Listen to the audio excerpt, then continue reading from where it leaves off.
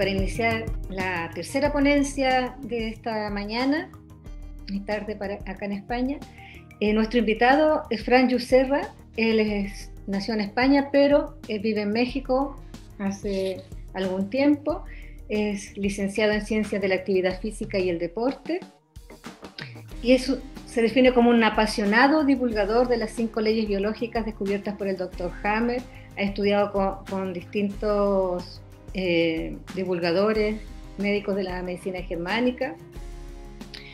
Y actualmente también colabora con Plural 21, que es conocida por la divulgación de cosas fuera del sistema, ¿cierto? De los paradigmas que nos imponen. Actualmente está desarrollando un proyecto llamado Naturaleza Interior, que tiene el propósito de ampliar gráficamente y sistematizar la obra del Dr. Hammer desde las ciencias de la complejidad y la cibernética. Él ha elegido el tema, el programa de mama, el programa de seno, porque es el tema donde él más ha trabajado, ha realizado diversos cursos específicos en relación a los programas de seno. Y bueno, bienvenido, Franju, ¿cómo estás? Bien, muy bien. Muchas gracias, Margarita. Gracias por la invitación y por la presentación. Bueno, te dejo para que tengas el tiempo suficiente para exponernos todo lo que nos quieres compartir. Perfecto. Muchísimas gracias, Margarita. Gracias. Muy bien, pues lo que vamos a ver hoy pues son ahora en este momento los programas de seno los más comunes. Lo que van a ver a continuación forma parte del seminario específico de seno que llevo impartiendo desde el 2015 hasta la fecha. Son 12 ediciones que he impartido. El material que van a ver ahora es del año pasado, y ya que este año muy posiblemente no pueda impartir el seminario, más bien posiblemente en febrero del 2022 pueda tener la 13ª edición. Este material que van a ver aquí es de uso divulgativo. Es importante recordar que para vivir estos casos a veces puede ser importante recibir un buen acompañamiento, y las conclusiones a las que llegue cada persona pues es pura responsabilidad de sí misma. Hay quienes deciden hacer algún cambio en su vida, felicidades, perfecto. Y yo siempre que he acompañado casos les digo que estoy para acompañar sus procesos y para que tomen mejor sus decisiones, pero las decisiones las tiene que tomar cada quien. Algo del material que van a ver ha sido elaborado desde hace un tiempo. Tiene derechos de autor. Si alguien quisiera usar algo me pueden mandar un correo a paradigmaconsciente@gmail.com y con gusto podemos verlo. Hay una película bien interesante, bien bonita, que en algunas plataformas de Netflix cambian un poco lo que hay en cada país. Aquí en México está la película El cuento de la princesa Kaguya. Recomiendo que vean esa película porque a los 10-15 minutos ya sale un programa biológico de seno. Podemos ver cómo aparece en esa película y cómo tiene una función bien especial. Cuento muy brevemente, sin hacer grandes spoilers, que en esa película animada un anciano que vive con su esposa, los dos tienen edad avanzada. De un brote de bambú sale una muñeca y esa muñeca luego se convierte en una niña chiquita, y los dos son ancianos, van con esa bebé pues, sí, caminando por el bosque, y la bebé llora y llora y llora, y a la mujer anciana pues se lleva a la bebé al pecho. ¿Y qué ocurre? Pues la magia de la biología. Se reactiva la función de la lactancia. Y es un guiño bien bonito, bien especial. No tengo ni idea de si los productores, guionistas conocen las 5 leyes o la medicina germánica, pero lo interesante es que todo esto está inherente en la cultura, en la biología. Sepamos o no sepamos, hay anécdotas, historias, casos que pues simplemente nos recuerda todo esto, pues que Hammer descubrió algo que existía desde siempre y seguirá existiendo, ¿no? Eso es algo también bien bonito y especial. Vamos a ver un caso del mundo animal. Me gustaría que se enfocaran en una de estas cabritas que trae a su cabrito y que ocurre algo. algo pues, que a veces puede ocurrir, ¿no? Se cae un cabrito, el cabrito de una de estas mamás, y se cae montaña abajo y va así, rodando y rodando. Imagínense qué siente esa mamá cuando ve desbarrancándose a su cabrito, ¿no? Cómo lo siente, cómo lo percibe. Y me gustaría que se fijaran y pusieran especial atención en que no es algo...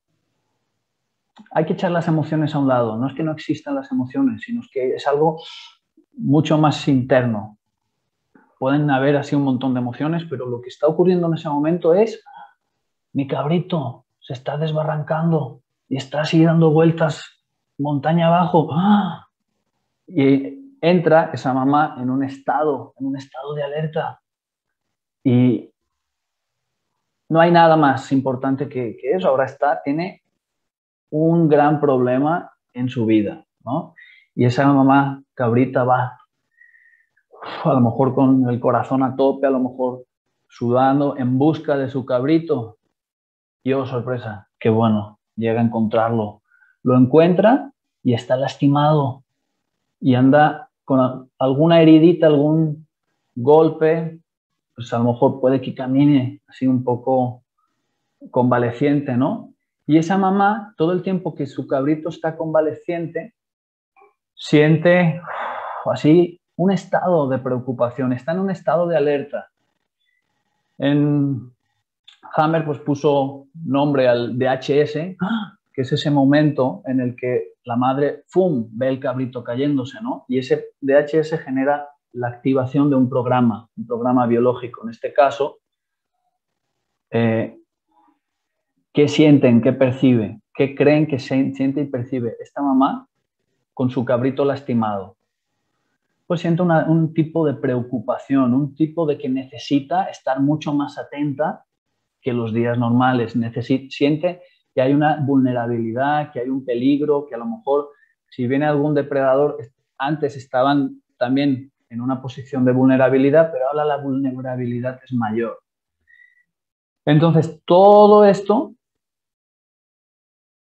genera una activación en el cerebro, especialmente en el cerebelo. ¿Y cuál es el órgano que responde? Responde la glándula mamaria.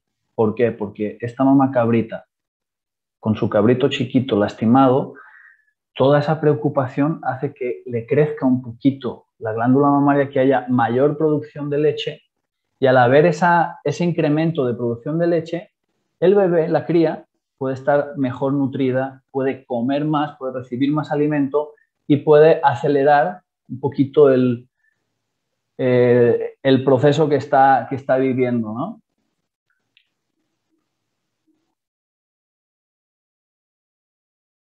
Y pues hay mucha más leche disponible en este momento porque pues requiere de restaurarse lo más pronto posible.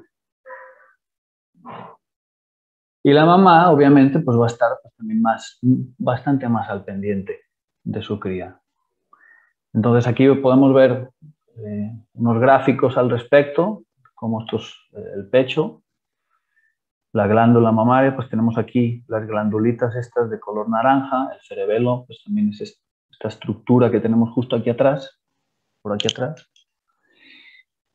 Y podemos ver aquí un foco en fase activa en el cerebro. Y como consecuencia una bolitita, un nodulito que crece un poquito. ¿Qué pasa en la fase restaurativa? De los que ya conocen un poquito esto, la obra, el legado del Dr. Hammer, pues sabemos que hay una fase curativa, también hay una fase restaurativa. ¿Cuándo se produce esta fase restaurativa? Se produce justo en el mismo momento, así como hay una activación de DHS cuando se cae el cabrito, en algún momento determinado, por las mismas circunstancias del estar viviendo, la mamá cabrita llega a un momento que suelta, ¿verdad? La respiración y los procesos de vivir y de toma de conciencia, y a veces incluso, aunque no sean tan conscientes, nuestra respiración está conectada con estos programas. Es una fisiología que siempre cuando tenemos algún evento fuerte, inesperado, algún DHS, ¿qué ocurre? ¡Ah! Como que tomamos aire y estamos en la fase de estrés, la fase activa, la fase de conflicto activo, con ese estado de alerta permanente, esa preocupación, y luego pasa algo, a veces hablamos con alguien, nos sucede algún evento o sucede algo que muchas veces se produce una exhalación fisiológica. Uf. Bueno, entonces, en el momento que en la mamá cabrita vive algo así, de uy, ya la libramos, el cabrito ya está mucho mejor, ya camina bien, ya hasta sonríe, hasta brinca, hasta juega con sus hermanitos o primitos.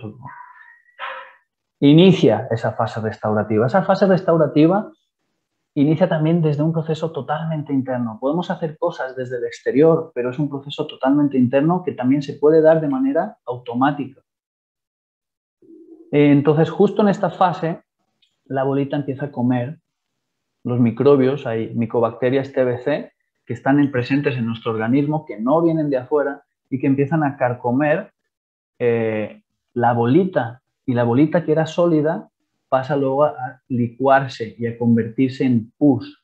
El pus, que a veces la parte más fácil en la que la hemos visto es en la dermis, los granitos, el acné, ese es el mismo proceso, y también el acné y los granitos están controlados también por esta parte de aquí, la dermis del cerebelo, y es un tejido de mesodermo antiguo.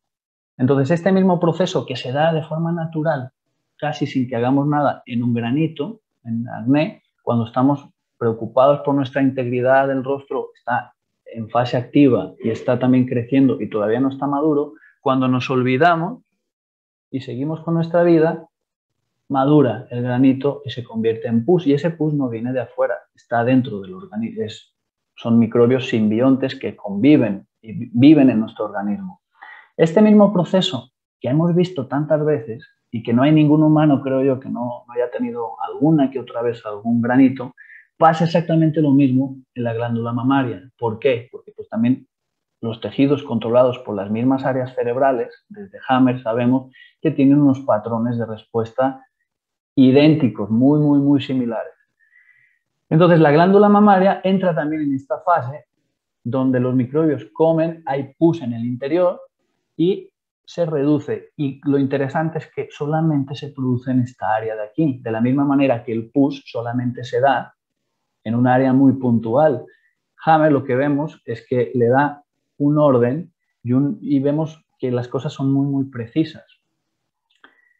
Muy bien, vamos a ver otro posible final de esta historia, un poquito más dramático. Llega la mamá y ¿qué ocurre?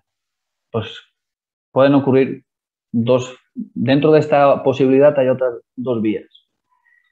Las dos fisiológicamente se activa lo mismo. Una, no llega a encontrar en absoluto el cuerpo y jamás vuelve a encontrar a su cabrito. Y la otra, que es parecida, encuentra el cuerpo pero sin vida.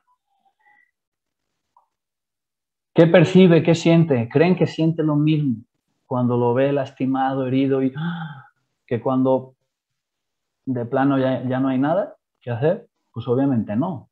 Lo que se vive, lo que se siente, voy a usar una palabra muy humana, pero vive algo así como una especie de duelo profundo de uff. Y en ese momento se activa algo que también un programa que es el de los conductos. Los conductos galactóforos, los dos tejidos que vamos a ver hoy solamente están en el pecho, son las glándulas mamarias y los conductos. Nuestro cuerpo la naturaleza se replica, repite a veces formas y estructuras, y vamos a ver esto, con los conductos y la glándula, es como una especie de árbol, que están su tronco, las ramas, el tronco principal, y luego se subramifica en diferentes ramitas, y luego están las hojas. Bueno, esta estructura se repite muchísimas veces en el cuerpo. Las hojitas siempre suelen ser de cerebro antiguo, en este caso es glándula mamaria, controlada por el cerebelo o mesodermo antiguo, pero también hay otros órganos en el interior de nuestro cuerpo que tienen sus ramitas, que son conductos ectodérmicos controlados por la corteza y lo que está alrededor, las hojitas, en otros tejidos suele ser de endodermo controlado por el tronco, pero aquí en este caso es mesodermo antiguo. ¿Qué le pasa al conducto? El conducto hay que imaginarlo como si fuera, en México se llama un popote o en España una pajita, eso que usamos como para succionar los líquidos, ¿verdad? Entonces, hay que imaginarlo así y hay que imaginarlo también como si fuera una dona o un... Ubican las donas estas que son estos postres, ¿no? Entonces es una dona con el interior está vacío, está hueco. Eso en normotonía, cuando no pasa absolutamente nada. ¿Qué pasa cuando entra en fase activa? Cuando se activa un programa de estos. Pues se empieza a ulcerar desde el interior hacia la periferia, ampliando la íntima. Esto se le llama la íntima, es la cara interna de un conducto. Entonces, se amplía la íntima y es como si nos comiéramos la dona no por los lados, sino del interior, empezáramos a hacerla un poquitito más grande. Y al ampliarse, ¿qué ocurre con los líquidos? Fluyen mucho mejor. Aquí tenemos que el pezón genera una resistencia natural y permite que la leche esté ahí. Y pues, los humanos estamos de pie, pero el resto de animales están para abajo. Entonces, así como un biberón, si lo voltean, tiene esa tecnología de que no cae, lo mismo pasa, obviamente, con la mama. Y en el momento que se produce la separación con la cría, la muerte, o que ya no está, el organismo necesita drenar esa leche. ¿Y cómo lo hace? Pues ampliando el conducto. En fase de estrés, en fase activa, se amplía, se drena la leche que ya no hay nadie quien la tome y se pueden estar así como la producción de leche muy posiblemente también disminuya de manera natural cuando ya no hay la cría, ¿no? Entonces esas dos posibilidades, la glándula y el conducto, mi sugerencia es que cuando tengamos casos o alguien viva algo, pues siempre preguntarnos, ¿glándula o conducto? ¿Por qué? Porque glándula o conducto son los dos tejidos, hay casos que pueden ser mixtos también. Y asociado a glándula tenemos preocupación por la integridad de algún ser querido, puede ser también de nido, preocupación por el nido, por el entorno.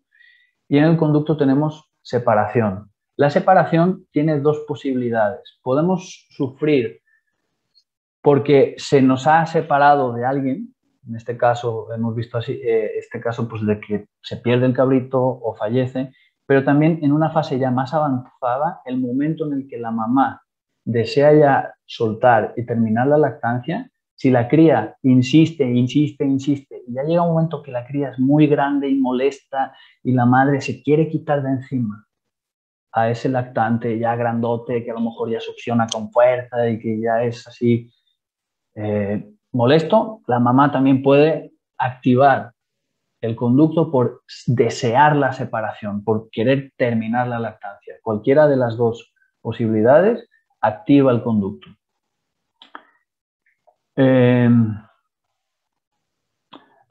Comentar también que hay otros muchos tejidos, pero por el tiempo no creo que los analicemos. Estos dos son los más importantes, conducto y glándula, pero se puede activar la dermis, por ejemplo. Aquí está la dermis, la hipodermis, está la epidermis, está el tejido conjuntivo graso, por aquí tenemos los ganglios linfáticos, hay parte muscular del pectoral, tenemos las costillas, está el hueso en el interior y el periósteo, que también se puede activar. Y para cada uno tenemos sus formas de que se puedan activar y a su vez que se puedan desactivar. Para la glándula mamaria y también para el conducto tenemos lateralidad. ¿Qué significa esto de la lateralidad? Pues que voy a explicarlo muy brevemente, voy a explicar yo cómo me lo aprendo, cómo me lo aprendí, cómo me acuerdo. Aquí tenemos 4 posibilidades. Yo no me sé las 4 de memoria. En realidad sí, pero solamente me sé una. porque hay que economizar el uso de la memoria y recursos, ¿no? Yo lo que me sé es que la mujer diestra es la primera opción, la que les voy a compartir. La mujer diestra tiene su pecho izquierdo disponible para su cría. Es el pecho materno-filial, para su cría y para su madre. Y también para el nido. Si me sé este, por descarte me sé el otro. ¿Cuál es el otro? Pues el pecho derecho va a ser para la pareja. Pareja, compañeros. Tenemos un lado que es el materno-filial, que es como una jerarquía de los que están muy por debajo o muy por arriba. Y el otro pecho es el de los iguales, los que están a mi alrededor, a un nivel de jerarquía igual en la manada. Entonces, ese lado es el derecho para la mujer diestra. Si me sé ese, me sé el otro, y luego por descarte, lo que pasa es que con la mujer zurda se invierte. Esto también es idéntico para hombre. Hombre diestro, pecho izquierdo, para sus hijos y madre. Entonces, vamos a ver ahora mujer zurda. Mujer zurda va a ser al revés. Entonces, el pecho derecho va a ser de la madre y de los hijos y del nido, y el pecho izquierdo va a ser de los compañeros. Una de las cosas en las que he estado trabajando en un proyecto que no es el de seno, se llama Naturaleza Interior, es poner algunas cosas en base al orden que yo considero que es mi versión de lo que es la obra del Dr. Hammer. Se llama en ciencia, se llama sistematizar, cuando un autor estudia la obra de otro autor. Bueno, sistematizar es algo mucho más extenso que eso, pero dentro de la sistematización cabe el hecho de que un autor estudie la obra de otro y la explique desde su manera, ¿sí? Tratando de ser lo más fiel posible. Para mí, Hammer enuncia la segunda ley con dos fases, y yo la respeto muchísimo, pero desde mi percepción también hay y pone una condición. Dice, existen dos fases siempre y cuando, eso es lo que indica la condición, haya solución del conflicto. Bueno, entonces hay más condiciones en la segunda ley cuando la estudiamos con lupa. ¿Cuál es la otra condición? Pues también tenemos la fase cicatricial. Ya sabemos que no está ni en fase activa ni en fase restaurativa, sino que es un periodo ya consolidado, donde ya, desde mi punto de vista, amerita una nueva categoría. Y si la primera fase, Hammer, en la primera ley, menciona que existe la segunda fase con una condición, significa que hay casos que se quedan en fase activa y no llegan a esa segunda fase. De la misma manera, no todos los programas llegan a la segunda fase, ni todos llegan a la tercera. Y la tercera, pues simplemente se puede dar por una fase activa muy alta, muy mantenida, muy suave, una solución, y puede quedar tejido cicatricial, y también se puede dar por múltiples recidivas. Hay diferentes maneras, ¿no? Entonces, para mí es importante añadir que pues, la fase cicatricial pues, también hay que darle, desde mi perspectiva, un lugar especial.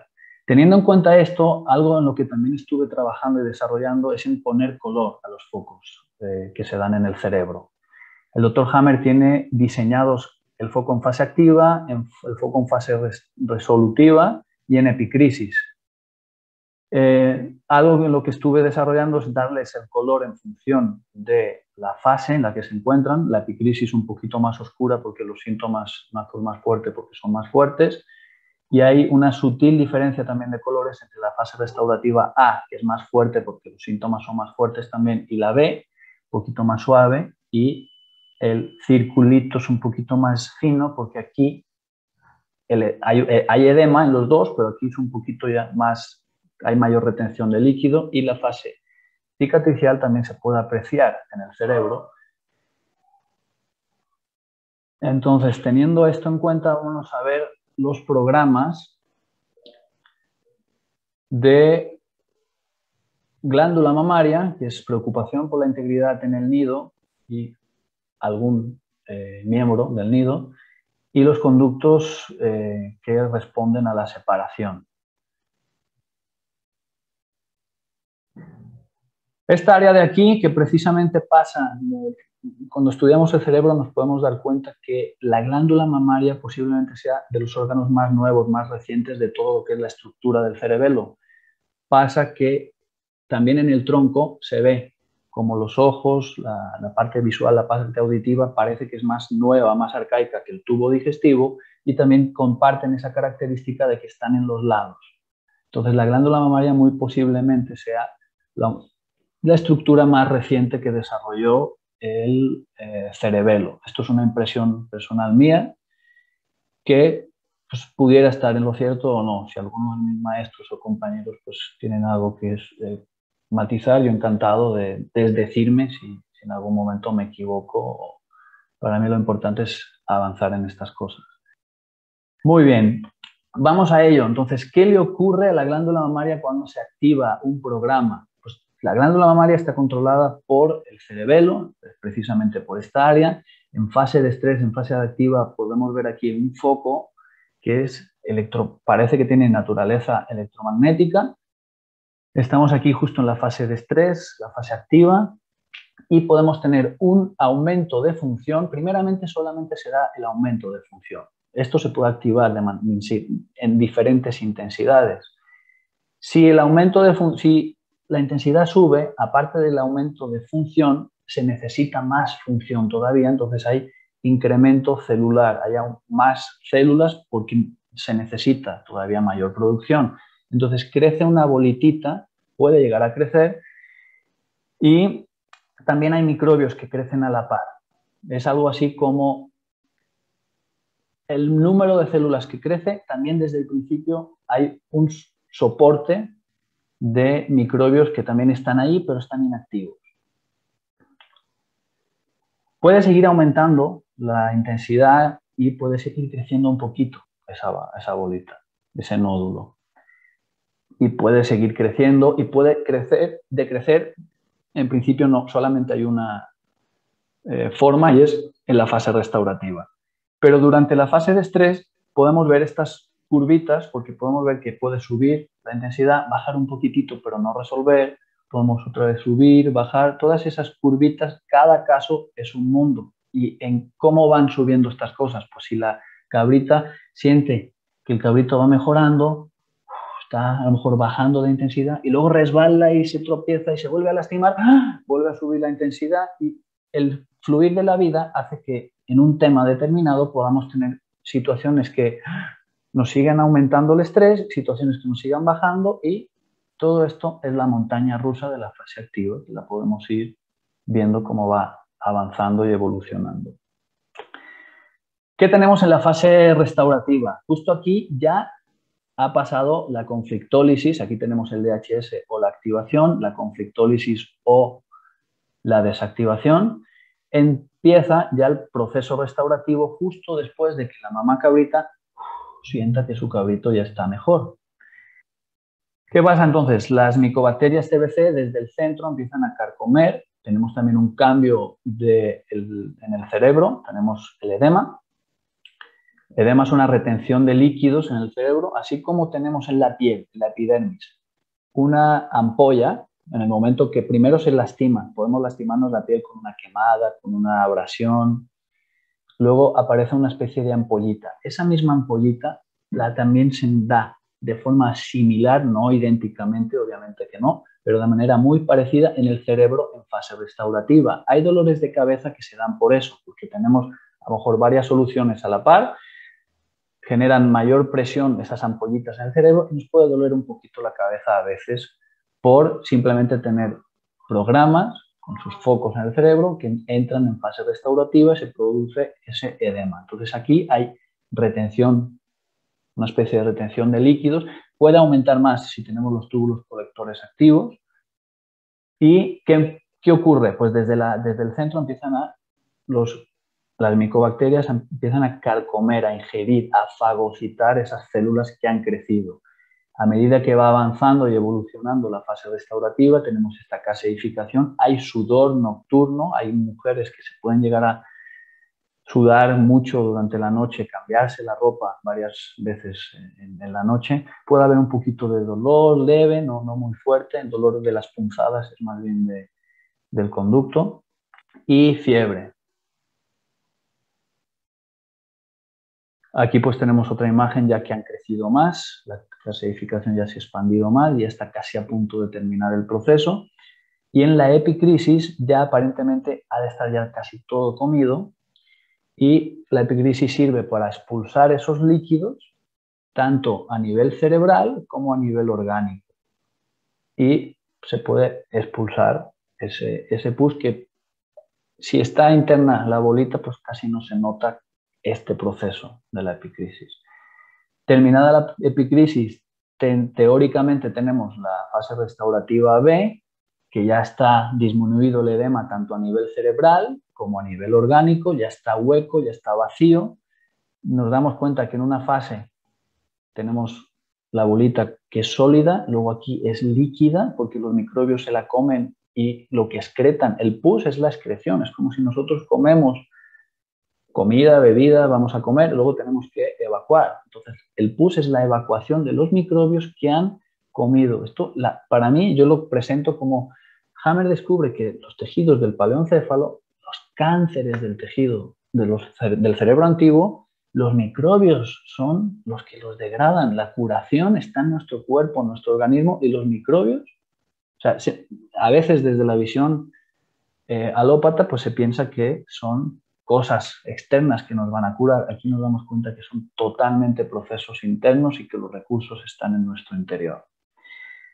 Tenemos en la fase cicatricial cavernas, huequitos vacíos, la bolita que ya no hay nada en su interior, ya no hay líquido, que estaría en la fase restaurativa A, ni hay células en su interior sólidas. Entonces, cuando tenemos ya hay casos que les diagnostican tejidos fibrosados, la mastopatía fibroquística.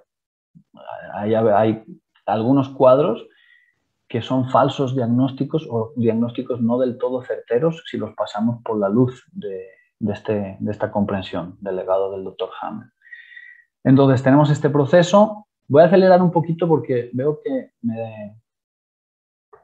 me he dado, falta un poquitito de tiempo y me falta todavía un poco más, entonces le voy a dar un poquito más de prisa, les voy a pedir una disculpa por esto porque pensé que me la podría llevar más tranquila. Bueno, en esta gráfica tenemos una recopilación de todo esto que hemos visto, de lo que ocurre a nivel orgánico en la célula,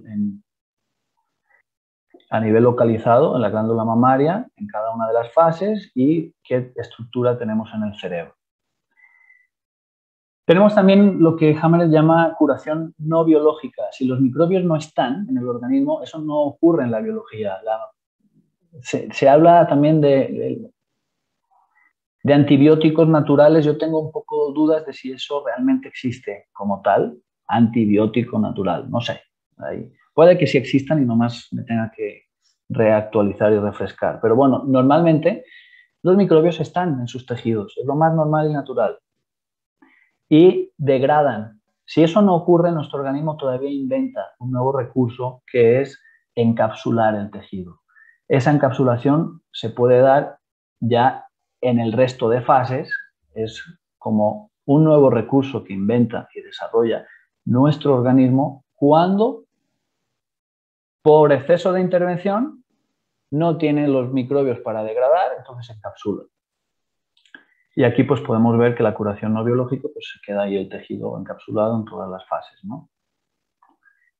Conductos, vamos a por ellos. Están controlados por la corteza sensorial, justo por esta área de aquí. Y vamos a ver cómo es el desarrollo en cada fase. En la fase esta de aquí es la corteza sensorial. Aquí tenemos un corte coronal, así, desde esta es un mapa que por aquí tenemos otros tejidos también de la corteza sensorial, que sobre todo controla la epidermis, la capa más externa de la piel, y al parecer los conductos son epidermis que entró, que se imaginó y que formó conductos, como epidermis que se cerró sobre sí misma, ¿no? Entonces, en fase de estrés tenemos úlcera, se amplía el conducto desde el interior para facilitar el fluido de los líquidos, y eso pasa en el resto de conductos también.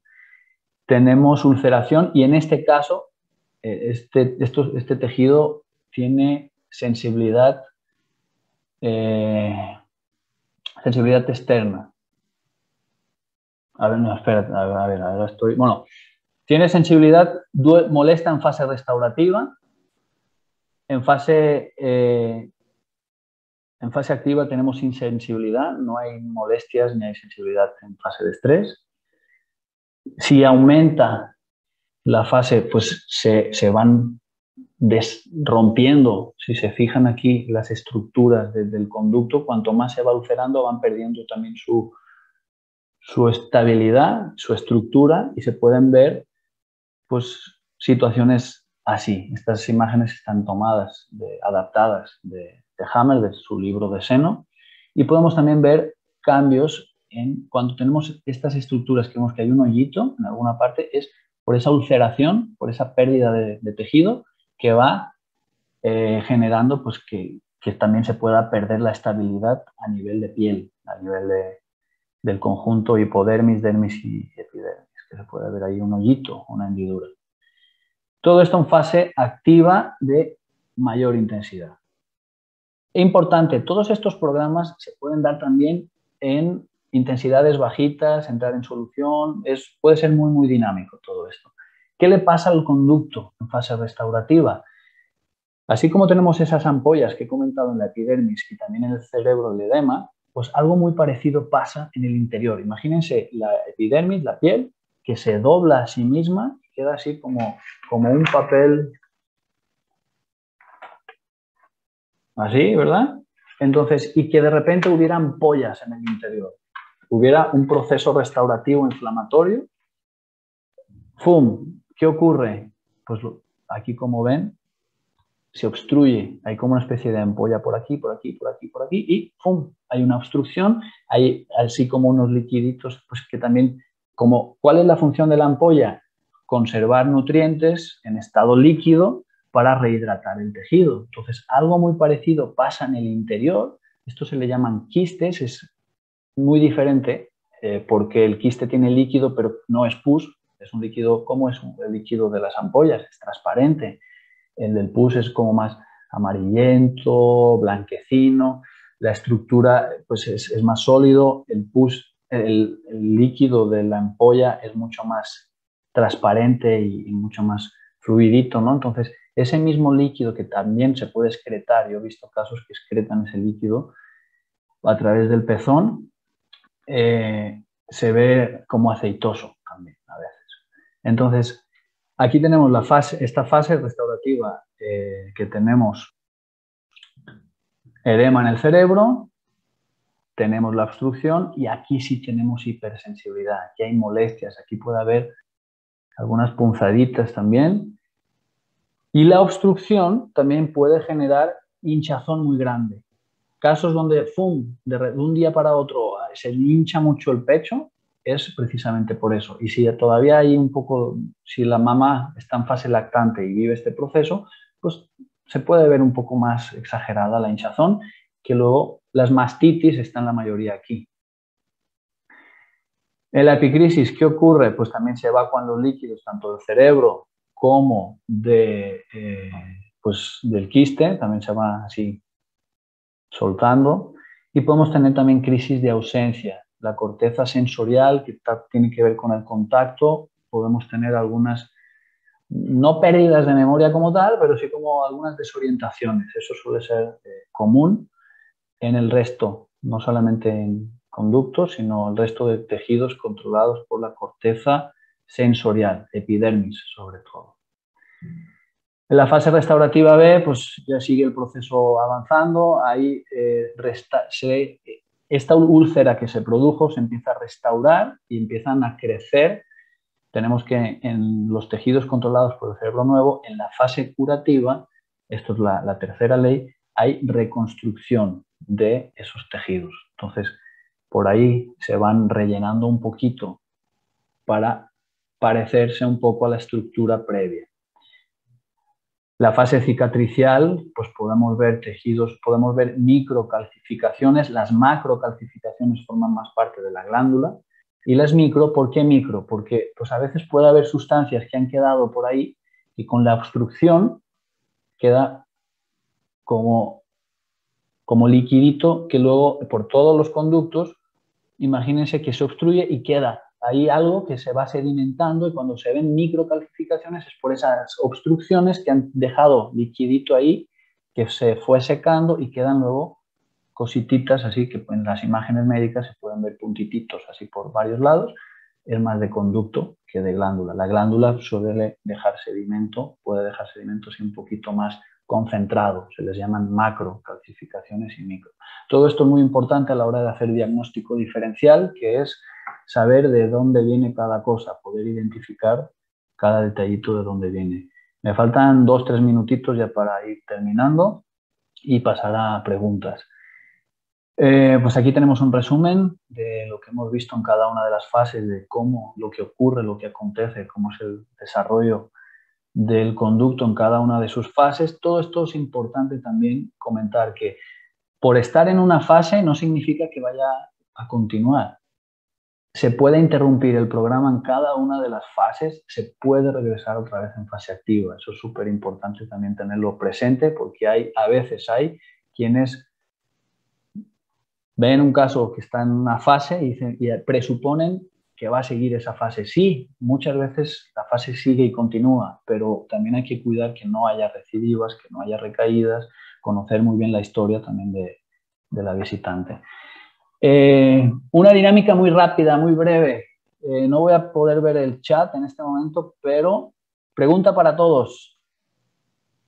Esta imagen, esta escena, ¿qué ven ahí? ¿Sienten que se activaría? ¿Cuál de las dos creen que se activaría de forma más intensa? Obviamente se pudieran activar los dos, pero hay uno, glándula o conducto, preocupación o separación. ¿Cuál de las dos ven aquí que es más fuerte?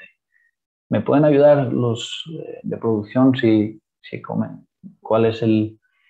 Pueden poner ahí en el chat qué sienten que se activa con mayor intensidad en este caso.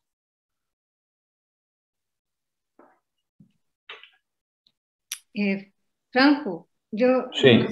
a mí me mandan las respuestas, yo tampoco tengo acceso al chat público, me mandan las preguntas acá por WhatsApp. Margarita, están diciendo conducto, separación. Súper bien. Conducto. Súper bien. Felicidades a todos. Ha quedado entendido entonces.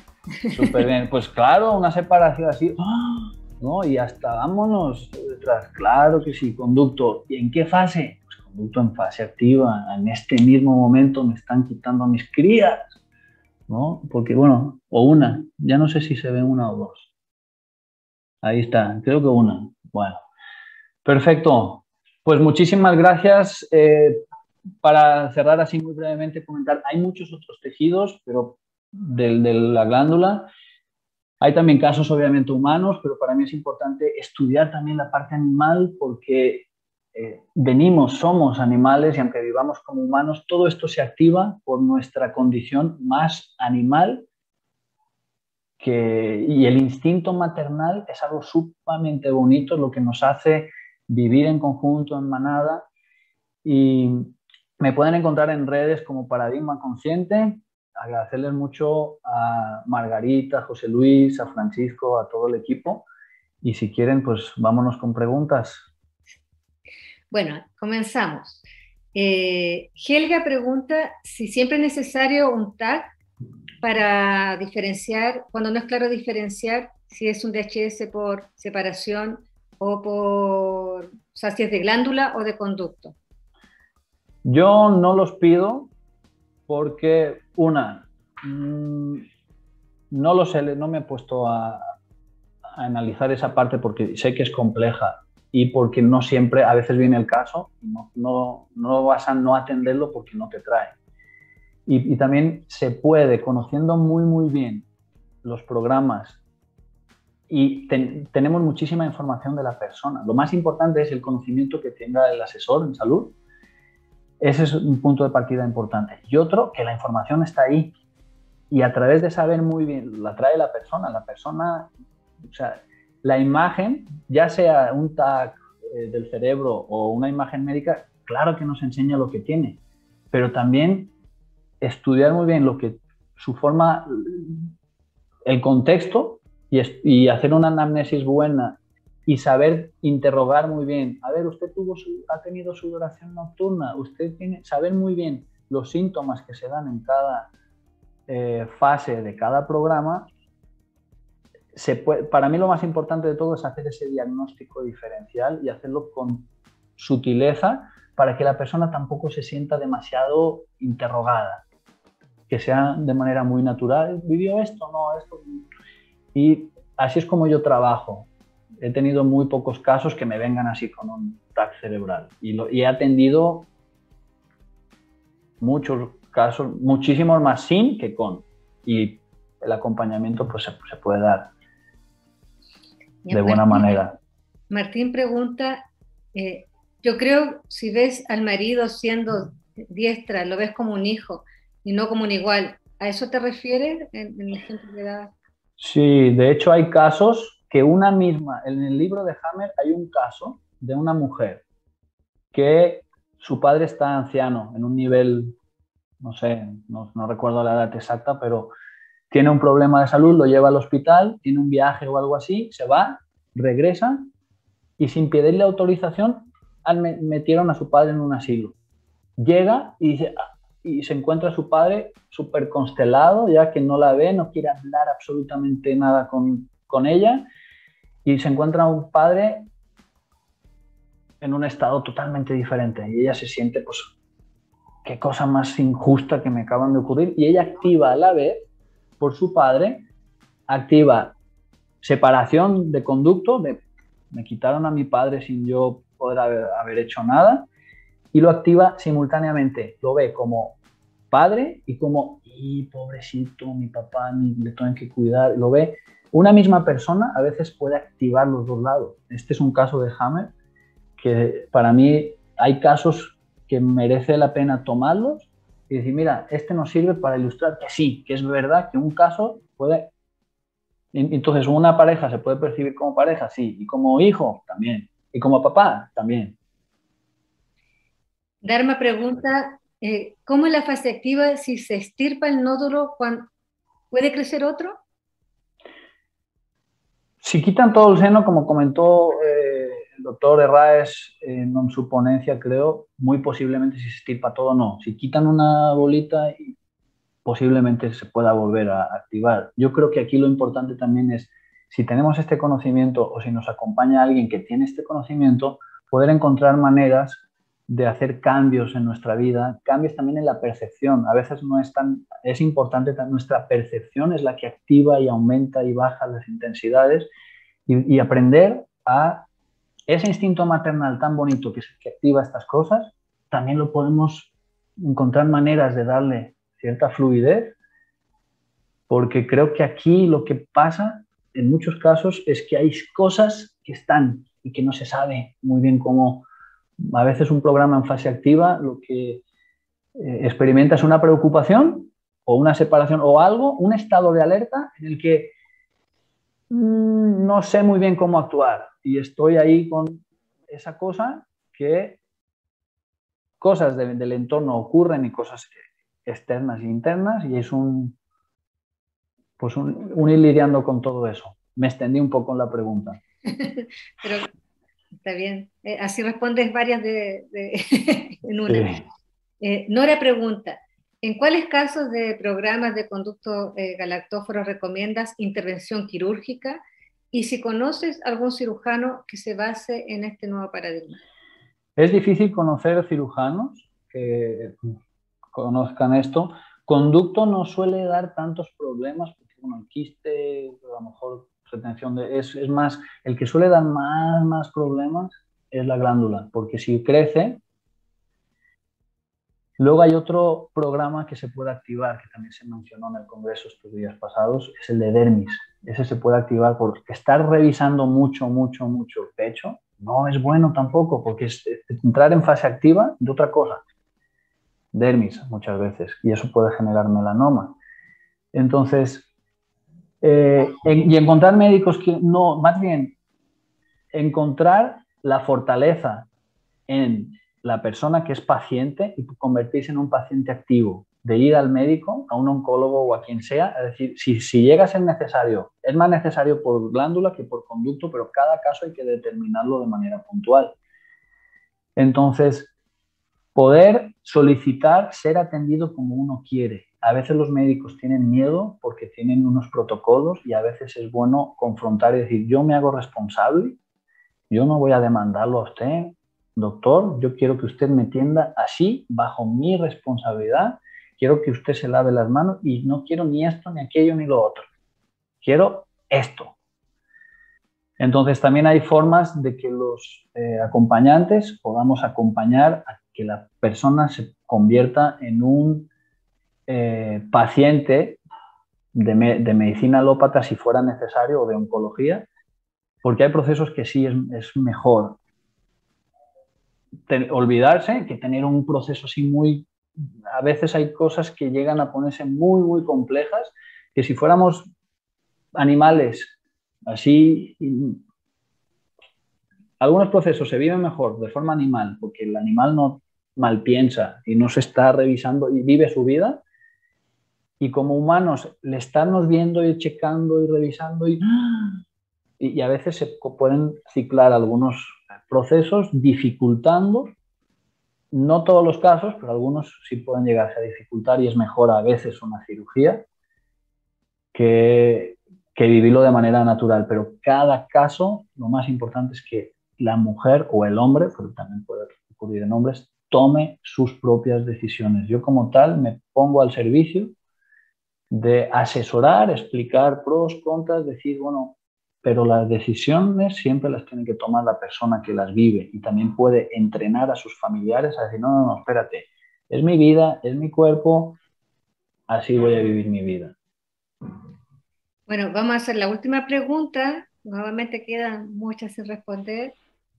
Silvina pregunta, si no se ha pasado por síntomas de epicrisis y solo síntomas de PCLA, ¿querrá decir que no he solucionado del todo el conflicto o que hay recaídas? Pues es una pregunta muy, muy, muy puntual que no puedo dar una respuesta así bien, totalmente, porque al ser puntual se debería revisar ese caso.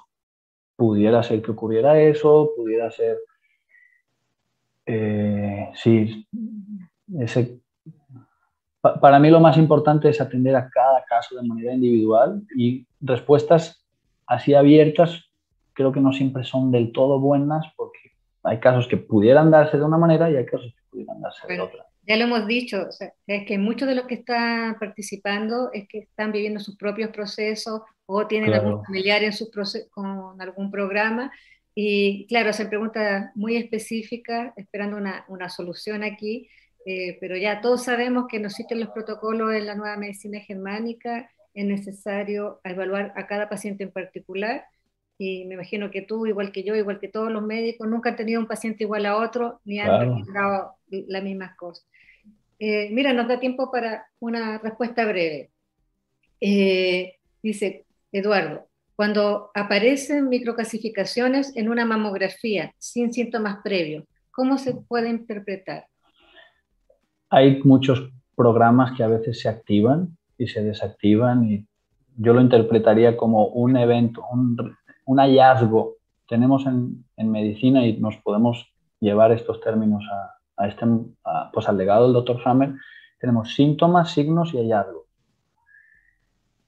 Síntomas se vive internamente, el signo lo vemos desde afuera y el médico ve signos y se llama semiología, el interpretar esos signos. Y hallazgos, que ahí está, ¿no? Ni siquiera lo ven, es mucho más objetivo todavía. Entonces, microcalcificaciones, desde mi perspectiva, es ese proceso que expliqué, ya es un evento cicatricial. Si nunca se dio cuenta del programa, pues qué bueno, felicidades.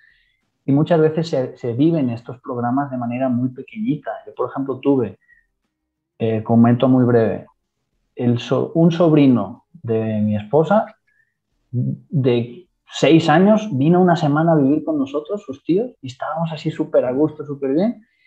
Y en los últimos días pues, sobrevivió con nosotros como un campeón, porque normalmente a esa edad no están acostumbrados a despegarse tan fácil una semana entera de sus papás. Entonces, el último día faltaba a la mañana siguiente iba a llegar su mamá, pero el último día estaba así, quiero a mi mamá, quiero a mi mamá. Bueno, yo la abracé, lo chiqué, lo cuidé, le dije, ¿quieres llorar? Bueno, pues llora un poquito, es bueno que llores. Yo también, ¿quieres que llore contigo? Bueno, estaba jugando así con él, porque a veces es más fácil dejar fluir las cosas, ¿no? Llegó su madre, tal, y al día siguiente, yo, pues, ay, me picaba mi pecho izquierdo, y dije, bueno, pues mira, activé una separación, porque el niño se sentía separado de su mamá, y eso a mí, aquí estoy, ¿no? Entonces, viví un microprograma de conducto que si no conociera esto, diría, ay, me pica un poco el pezón, y ya, ¿no? Entonces, esas cosas se pueden vivir de forma micro, de forma un poquito más, y todos hemos activado un montón de cosas conociendo o sin conocer esto, ¿no? Así es. Gracias, Franju, por tu ponencia. Muchas gracias. Unas preguntas después. No, yo me quedo con todas mis preguntas. Bueno, en unos 5 minutos más nos contactamos de nuevo para la cuarta ponencia de este día. Muchas gracias. Un fuerte abrazo a todos.